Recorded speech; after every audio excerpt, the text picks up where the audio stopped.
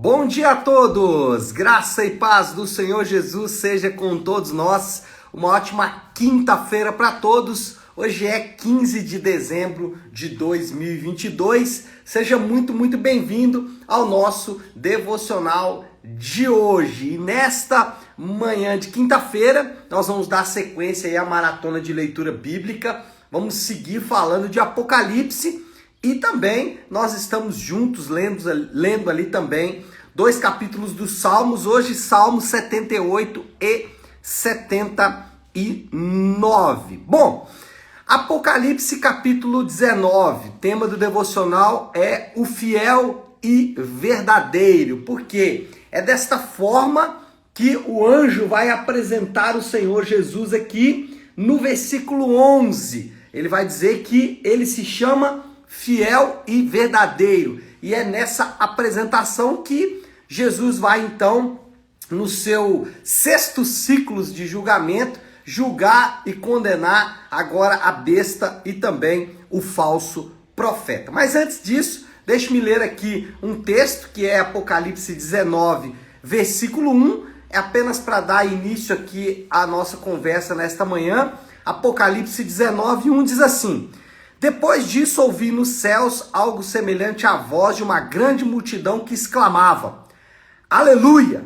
A salvação, a glória e o poder pertencem ao nosso Deus. Bom, a história agora chega no seu ápice. Todo o desenrolar ali de Apocalipse, das revelações que João tem, chega no momento agora que é o momento final, é o momento definitivo, a consumação definitiva de todo o propósito, a história de toda a humanidade, a história de todos os reinos, a história de todos os povos, nações, toda a história da humanidade agora vai para o seu cume, vai para o seu ápice, vai para a sua definição final.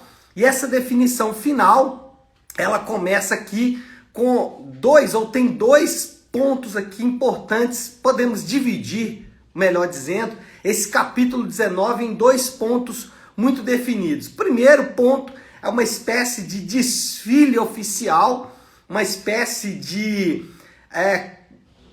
comemoração final definitiva, que é as chamadas bodas do Cordeiro. Então aqui no capítulo 19, a primeira parte vai tratar exatamente disso. A verdadeira noiva agora vai desfrutar do noivo. Eu quero ler um texto com vocês, deixa eu abrir aqui a minha Bíblia, que é o versículo 7 e 8 do capítulo 19. Diz assim: regozijemo-nos, vamos alegrar-nos e dar-lhe glória, pois chegou a hora do casamento do Cordeiro e a sua noiva já se aprontou. Chegou a hora das bodas do Cordeiro e a sua noiva já se aprontou. Para vestir-lhe foi-lhe dado linho fino, brilhante e puro.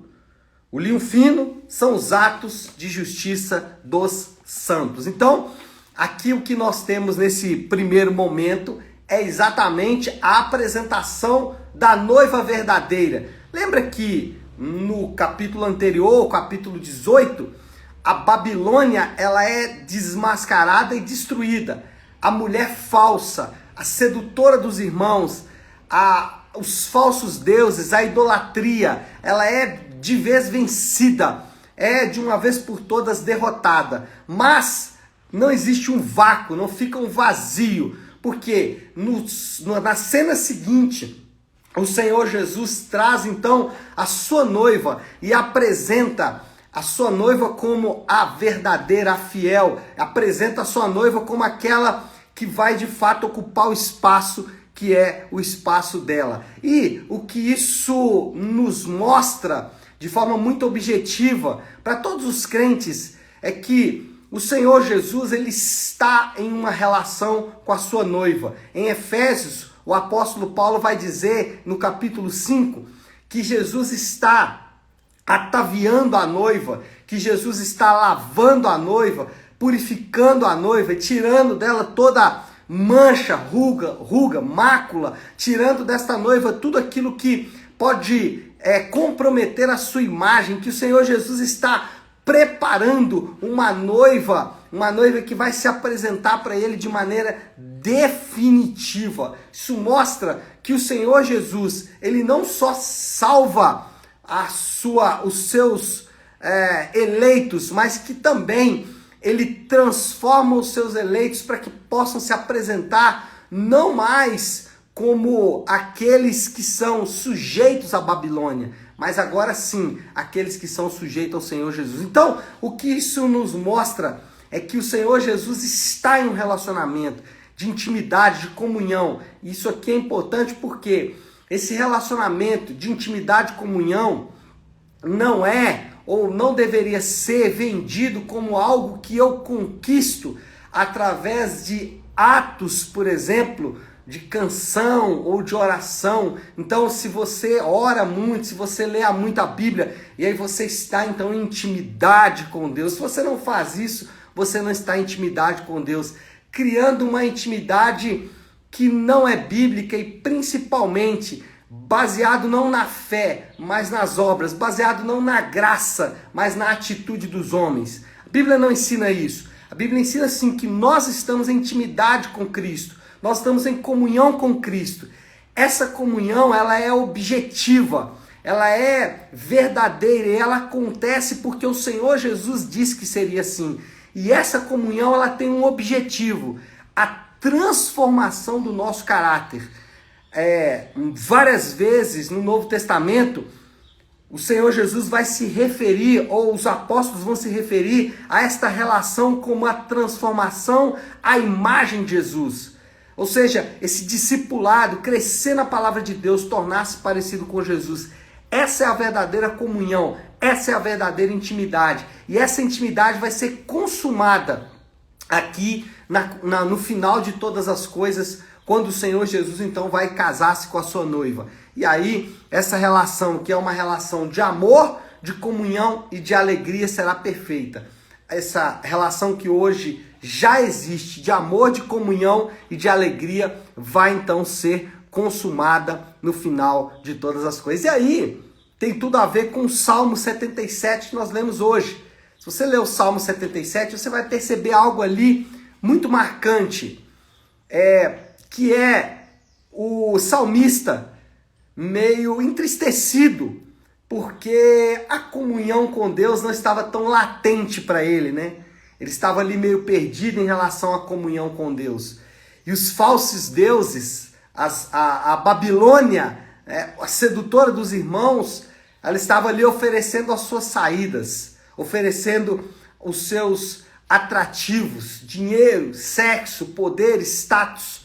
E aí o salmista faz algo que marca e que deve ser a maneira como nós devemos tratar a idolatria e essas coisas, amando mais a Deus. E é isso que o salmista faz, ele começa a lembrar-se dos feitos do Senhor.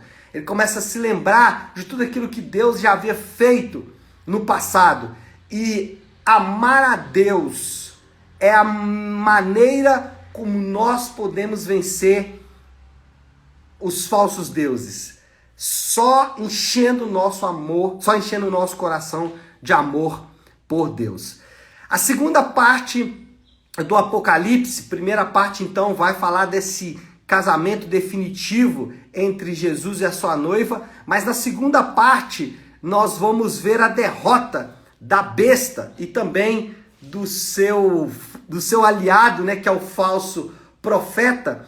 Ele vai ser então derrotado. Quem é o que representa a besta e o falso profeta? Representa os poderes falsos. Lembra que nós temos aqui então a trindade falsa, né? Nós falamos ontem. A Babilônia representando ali as idolatrias, a falsa religião, a falsa maneira de se aproximar de Deus. A besta representando os poderes falsos e Satanás com todo o seu exército de inimigos do povo de Deus. Então, agora nós vamos ter aqui a derrota do segundo inimigo nessa falsa trindade, que é a besta e o seu falso profeta, os falsos poderes. Na prática, os falsos poderes já foram derrotados na cruz. E essa verdade, ela precisa conduzir os crentes a entender quais são os verdadeiros poderes. Aqui no Apocalipse, os poderes falsos serão definitivamente derrotados. O fiel e verdadeiro, que é o Senhor Jesus, vai marchar sobre eles, e como diz aqui o versículo 19, deixe-me ler. Então eu vi a besta, os reis da terra, olha aí, os seus exércitos reunidos para guerrearem contra aquele que está montado no cavalo, contra o seu exército. Mas a besta foi presa, e com ela o falso profeta que havia realizado os sinais milagrosos em nome dela, com os quais ele havia enganado os que receberam a marca da besta e adoraram a imagem dela.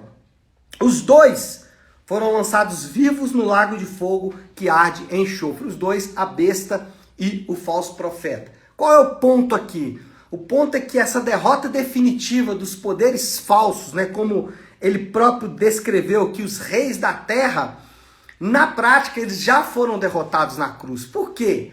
A cruz é a vitória da fraqueza contra a força. Na cruz, Jesus, demonstrando a sua fraqueza, venceu as forças que estavam contra ele ali. Na cruz, o poder militar foi superado pelo poder espiritual. O poder das armas, o poder que colocou Jesus ali naquela cruz, foi derrotado pelo poder do Espírito, pelo enchimento do Espírito, pela capacidade que o Espírito dá para os crentes. Na cruz já existe uma derrota prévia da besta. Na cruz, os falsos poderes já experimentaram a sua primeira derrota. Por exemplo, na cruz, o poder político foi derrotado pelo serviço. Na cruz, a politicagem, ela abre espaço para o serviço. Na cruz, quem exerce influência não é aquele que tem nas suas mãos os poderes dessa terra. Na cruz, quem exerce influência é aquele que pode servir mais. Por isso Jesus, ao falar para os seus discípulos, ele disse: vocês não são como os povos dessa terra. Os povos dessa terra exercem influência através da autoridade do poder político, mas vocês vão exercer a sua autoridade servindo. E, por último, a cruz mostra o grande poder sendo derrotado, que é o poder da morte. A morte foi derrotada pela ressurreição. Então, nós crentes, os cristãos, eles já experimentam na sua vida prática o que será definitivo lá na consumação de todas as coisas. Na prática, o crente é ensinado que poderes desta terra, que são tão charmosos e são desejados por muitas pessoas, poderes que as pessoas às vezes fazem coisas inacreditáveis para conquistar este poder. A cruz mostra que esses poderes, no final, eles não são poderes de fato. A cruz mostra que o poder está na fraqueza, que o poder está no Espírito, que o poder está no serviço, que o poder está na ressurreição, e não em outras coisas que os homens tanto desejam e tanto fazem para conquistar. Então, o Apocalipse 19 desnuda duas grandes realidades. Primeira grande realidade: o povo de Deus está em uma relação de intimidade com Jesus. Intimidade essa que constitui na preparação dos crentes por meio do discipulado e da comunhão para se encontrarem com o seu Salvador. Intimidade essa que não é provocada pelo homem, que não é produzida por um ambiente de música ou um ambiente emocional, não. Intimidade essa que é produzida pela ação do Espírito Santo, que através do conhecimento da palavra de Deus transforma os crentes. E em segundo lugar, Apocalipse 19 revela que os poderes que tanto chamam a atenção dos homens, no final não são poderes, e serão derrotados pelo Senhor Jesus. Que os poderes que o Senhor Jesus manifestou na cruz, fraqueza, serviço, ressurreição serão de fato os poderes que vão dominar o reino vindouro. Bom, conclusão, moral da história, o que nós podemos aprender aqui a partir de tudo isso que a gente estudou nesta manhã? A moral da história é: a vitória final de Deus é a esperança maior dos crentes. A esperança dos crentes não pode, não deve estar em coisas passageiras, em promessas subjetivas, promessas essas que podem ou não ser verdadeiras. Não, a esperança dos crentes está na promessa da vitória final do Senhor Jesus. E a vitória final de Deus é a maior esperança dos crentes. Bom, qual é a aplicação aqui? Como que a gente pode colocar tudo isso aí que eu falei para funcionar no nosso dia a dia? Talvez você pode estar dizendo: bom, mas isso não resolve os meus problemas. Eu tenho, pastor, problemas aqui que são muito vívidos. Tenho problemas financeiros, tenho problemas de relacionamento, tenho problemas no meu casamento, tenho problema de saúde, eu tenho problemas dos mais diversos. E você disse aí que a vitória final de Deus é a esperança dos crentes, mas não vejo como isso pode, de fato, me ajudar a resolver os meus problemas. Esse é o engano de muitas pessoas. Elas tentam desvincular as verdades profundas e espirituais de Deus da realidade, dizendo que são coisas distintas, que a realidade do mundo dos negócios é uma, e que a realidade do reino de Deus é outra. Isso não é verdade. Se você prestar bastante atenção nesse texto, você vai conseguir entender que isso que nós falamos aqui resolve todos os seus problemas, porque, na verdade, todos eles já estão resolvidos. Esse é o grande chamariz desta palavra. É dizer que os problemas que para nós hoje são insolúveis, são problemas incríveis e impressionantes, são apenas problemas passageiros. E que a realidade que nos aguarda é muito maior. Então você pensa o seguinte: eu tenho problemas sérios financeiros para resolver hoje.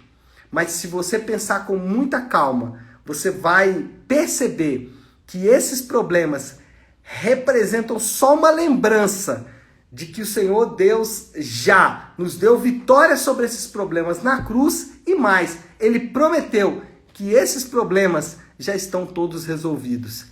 Essa verdade é a grande esperança dos crentes. Alguém pode dizer: pastor, eu quero aproveitar a minha vida. E aí ele fica ansioso porque os dias estão passando. Ele está fazendo 40, 50, 60 anos e ele não consegue aproveitar toda a sua vida. Um crente vai dizer: eu não preciso aproveitar a minha vida, porque a minha vida não acaba. Percebe como a esperança dos crentes é diferente? O crente não fica apavorado quando faz 50 anos. Ele não fica apavorado quando faz 60 anos ou 70. Ele não fica desesperançado quando os anos estão passando. Pelo contrário, ele enche o coração de esperança, sabendo que a vida dele não acaba. Essa é a esperança dos crentes. Vamos orar? Vamos colocar tudo isso aí diante de Deus. Se você puder, então, pare aí um instante o que você está fazendo e vamos juntos buscar a Deus em oração. Querido Deus, Pai de graça, Deus de amor e misericórdia, diante do Senhor que nós nos colocamos nesta manhã, primeiro para reconhecer que a nossa visão é muito rasteira, que a nossa visão, meu Pai, ela é centrada em problemas pontuais, em dificuldades, Senhor Deus, desta existência que é passageira e que rapidamente ficará para trás. Mas a Tua palavra nos garante, e nós cremos a Tua palavra, de que o Senhor já nos prepara e nos deixa, Senhor Deus, primeiro, em um relacionamento com o Senhor para nos prepararmos para o grande encontro, mas mais, o Senhor promete que todos os poderes, eles já foram derrotados na cruz e serão definitivamente um dia derrotados pelo Senhor.